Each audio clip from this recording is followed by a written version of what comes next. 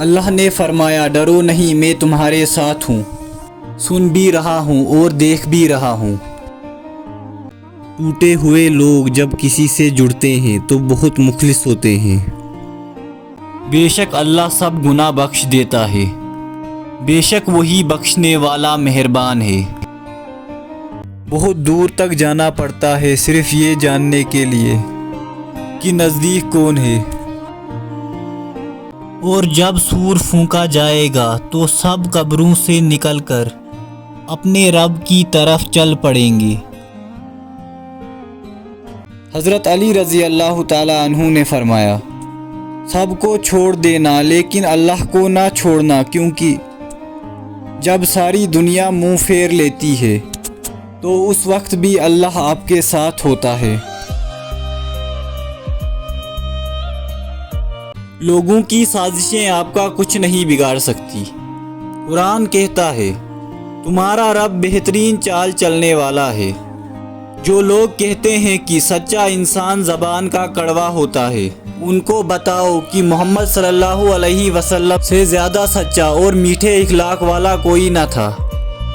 حضرت علی رضی اللہ تعالی عنہ نے فرمایا زیادہ سوچنا سکون ختم کر دیتا ہے، دعا کریں اور بس سب کچھ اللہ پر چھوڑ دیں۔ حضرت علی رضی اللہ تعالی عنہ نے فرمایا جب تم دعا کرتے ہو تو اللہ راستے بناتا ہے، چاہے سب کچھ کتنا ہی ناممکن کیوں نہ ہو۔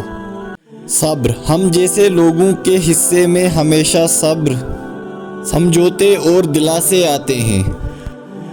یہ شکایت نہیں تجربہ ہے۔ قدر کرنے والوں کی کوئی قدر نہیں ہوتی۔ اللہ نے فرمایا ڈرو نہیں میں تمہارے ساتھ ہوں، سن بھی رہا ہوں اور دیکھ بھی رہا ہوں۔ ٹوٹے ہوئے لوگ جب کسی سے جڑتے ہیں تو بہت مخلص ہوتے ہیں۔ حضرت علی رضی اللہ تعالی عنہ نے فرمایا جب نماز تمہیں سکون دینے لگے تو سمجھ جاؤ اللہ تم سے راضی ہو گیا ہے۔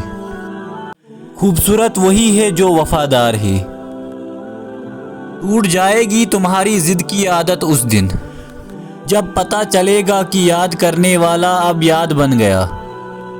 راستہ ایک ہی تھا، حضرت موسیٰ علیہ السلام گزر گئے اور فرعون ڈوب گیا۔ یقین راستے پر نہیں اللہ پر کرو۔ جب دل گھبرائے تو علم نشرح پڑھ لیا کرو، بے شک ہر مشکل کے بعد آسانی ہے۔ وہ اللہ جانتا ہے دلوں کا حال بھی، خیالوں کا راز بھی۔